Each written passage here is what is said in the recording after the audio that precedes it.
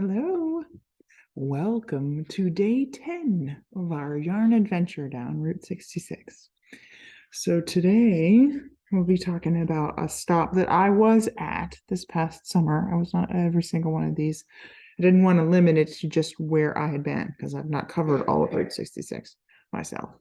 But I was at this stop, and this stop inspired me, maybe along with one other one, inspired me to pick this theme of the Route 66. I was like, oh yeah, that's what I should do for this year's Advent. Anyway, so get out your day 10 mini if you've not already opened it.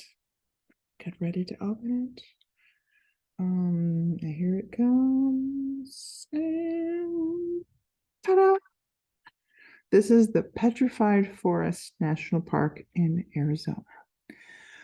It is like an orangey red. It may look different on your screen here, but it's really, I would say, I would call this an orange, but a reddish orange.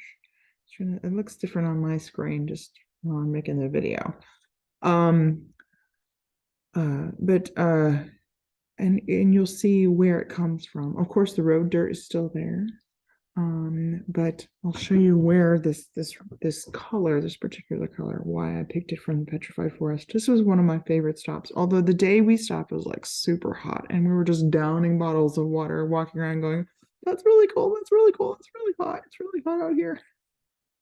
And of course, the kids were like, "Oh my God, we're dying!" And anyway, so we did drive around most of the park and see a bunch of the petrified wood. So let me show you where this color comes from in the petrified wood. Let me share some pictures here. Okay, this is a picture I took in their museum. This is a picture I took in the museum, and you see like this really reddish orange up here. This is where I saw a lot of it everywhere. I took this picture, so of course, that's an amazing picture, but they had polished some of the wood that got you petrified. And let me show you another picture or two here so that you can see. Here. Is this a picture I took? I'm trying to remember. I think so. But you see, I saw this color everywhere. All of the petrified wood, which can be different colors. I just noticed a lot of this orange, like dark reddish orange everywhere. And where it's where the wood has been replaced by stone, and the colors influence the stone. I think, let me show you a real quick video. I'm not going to show you the whole thing. Let me stop sharing that. And to explain kind of like where some of the differences in colors come from. Let's see. Here, screen two. Oh, yeah, you'll see the map here. Yeah, you can see the map. You can see here, we've covered all of this in Route 66. And right here in Arizona, eastern Arizona, is where the petrified forest is. And let me, it's always, where's,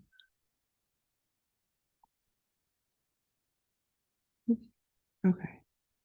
I must not have kept that. Okay.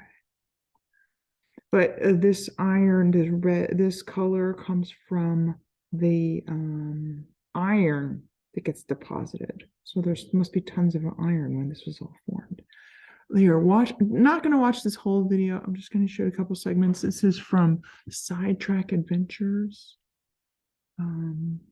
Here. How there is a monument here to Route 66. There's a monument, which I mentioned earlier. Right this is on the Route only 6, national park right that there. Route 66 traveled through in its 2,400-mile journey from Chicago to Los Angeles. So let's look around. So here's a look at the monument. Right there in the park. Route 66 went right through it, and they have this little monument. We have this bench.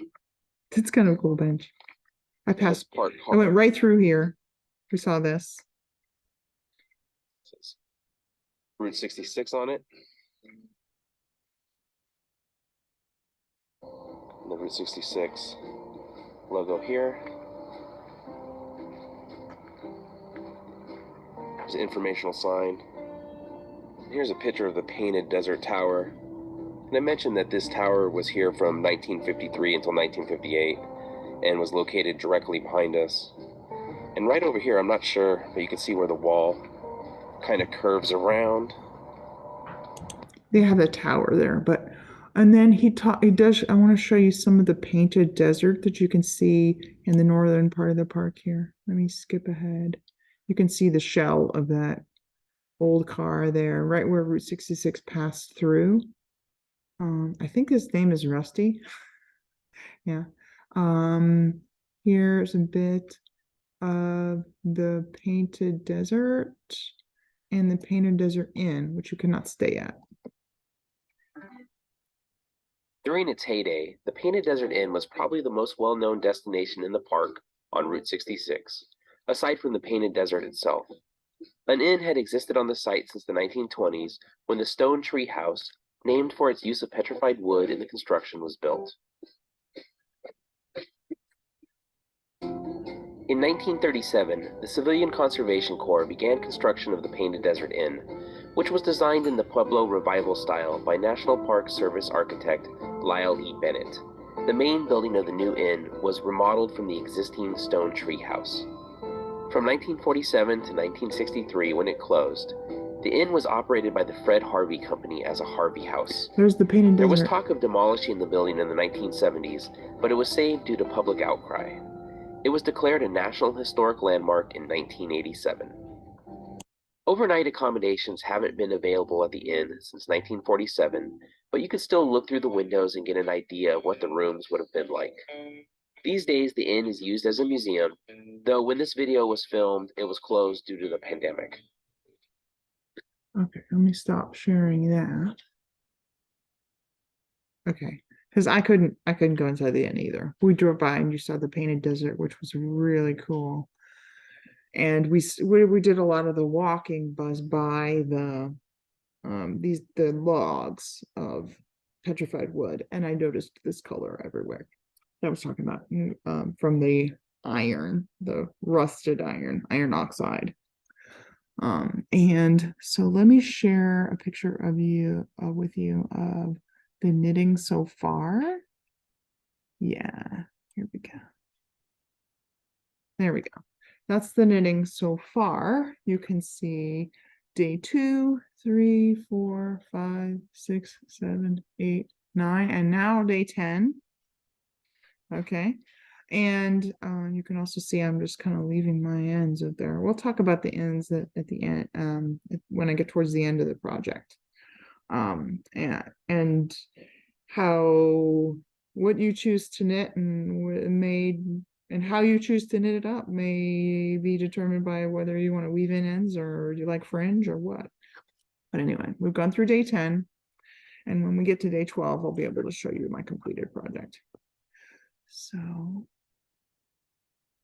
I hope you enjoyed. Oh, wait, I got one more thing. I almost forgot. I wanted to show you this. Okay. This is a program called Every Kid Outdoors. If you know any kids or any kids in your family, my children are in 4th grade. They can get into the national parks for free the entire year they're in 4th grade. If you go online and fill out like a little questionnaire, and we got our little completed printed paper turned into this plastic card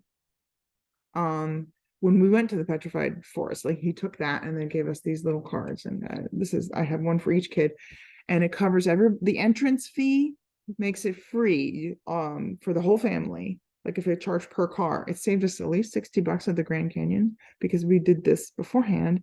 And I think it's just a program to encourage 4th graders because they've just kind of decided that's a good age to get outdoors into the national parks. So there's not a lot of national parks around me in Kentucky, but if there are near you, USA national parks, obviously, there's not, but they're near you, then you can bring a 4th grader along with you. You can get into a national park free, and then it should cover the entry fee. It may not cover everything, but I just thought that was the neatest program. And then they have, like, Ginger Ranger stuff and all sorts of fun stuff to encourage kids to enjoy the national parks. And I just thought this was neat, and it did save the family some money. So If you know some fourth graders or soon to be fourth graders, I think it also covers the summer after, before, I don't know. You can probably do both summers. I don't know. Anyway, save you some money if you want to go to the national parks. I highly recommend it. But I hope you've enjoyed our little stop to the Petrified Forest and all of the iron oxide that I was seeing everywhere in the Petrified Wood. And I'll see you tomorrow for Day 11. Bye.